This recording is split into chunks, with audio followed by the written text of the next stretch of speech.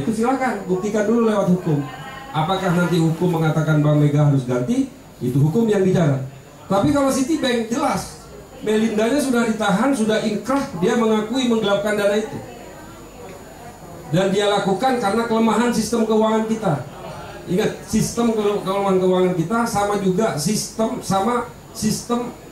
kepercayaan orang-orang yang berduit ini tidak mau capek. Ini saya juga kritis nih orang-orang yang punya duit ini. Dia ngasih cek kosong kepada orang yang merasa dipercaya. Nah, private banking begini nih yang orang nggak bisa datang ke bank, orang yang malas untuk melakukan maunya jadi beres saja, percaya 100% kepada orang bank. Ya orang bank bukan malaikat. Dia melihat miliaran begitu, tertarik juga untuk yang tadinya tidak punya niat, akhirnya melihat peluang, dia punya niat. Makanya sekarang setiap transaksi di atas 10 juta itu selalu konfirmasi. Semua bank sekarang. Kalau Bapak bertransaksi 17 juta dalam sehari, bank pasti akan telepon Bapak, Pak, betul Bapak mengeluarkan cek sebesar ini. Kalau dulu nggak ada. Nah, peraturan-peraturan yang SEBI seperti ini dibuat memang atas kejadian-kejadian yang berlaku dan juga atas sifat-sifat nasabah yang maunya praktis. Akhirnya kalau misalnya dia terjadi permasalahan, bank yang disalahkan. Padahal dia sebenarnya salah. Tapi walaupun apapun alasannya, Citibank tetap harus mengganti. Itu adalah salah satu dari rekomendasi Komisi 11 waktu itu.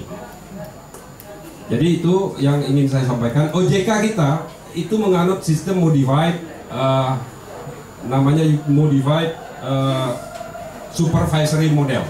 Jadi gini, saya waktu itu dikritik oleh teman-teman media keluar negeri untuk membentuk undang-undang OJK ini. Tapi saya hadapi waktu itu, saya konflik pers.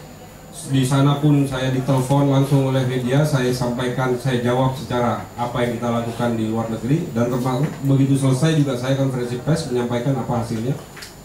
Pentingnya informasi sistem keuangan kita ini, kita tidak bisa bicara sendiri. Kita juga harus membandingkan apa yang dilakukan oleh mereka.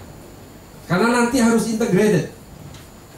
Jadi keuangan kita bisa mereka akses, keuangan mereka juga kita akan bisa akses. Selamat datang Pak Ara. Selamat datang Pak Ara. Langsung saya Pak.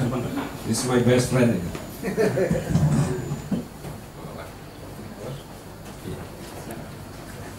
Ini setengah koalisi. Nah, jadi saya hadapi. Jadi Unified Supervisory Model itu adalah merupakan perpaduan antara yang ada di Amerika, yang ada di Inggris, yang ada di Jerman. Waktu itu kita padu. Kenapa di Inggris gagal FSA, kenapa di Jerman berhasil, kenapa di Korea berhasil, itu kita combine. Makanya OJK ini harus steril dari politik. Saya dengan Pak Ara udah sepakat.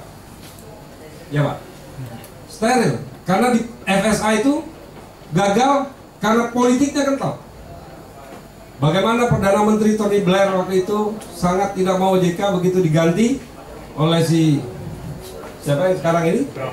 David Cameron, akhirnya dia OJK-nya dibatalkan. Karena memang ini adalah kepentingan politisi yang sangat kental. Waktu kampanye dia janjikan itu. Sehingga sampai kapanpun kalau ini masuk ke politik, ini pasti gagal. Ini saya saksinya ada Pak Ara. Untuk yang Citibank, rekomendasi Komisi 11 jelas bahwa Citibank harus mengganti dana nasabah. Sementara untuk yang Bank Mega, rekomendasi kita jelas juga, serahkan kepada hukum. Kalau hukum mengatakan Bank Mega harus mengganti, silakan patuhi. Tapi kalau Citibank, karena kasus Melindadi ini udah inkrah dan Melindadi sudah mengaku salah, itu mestinya adalah kesalahan institusi, bukan kesalahan personal. Saya rasa itu cukup saya bicara, nanti mungkin diskusi di berikut ini saya jawab. Jadi ada yang kita ubah dan harus kita tertib.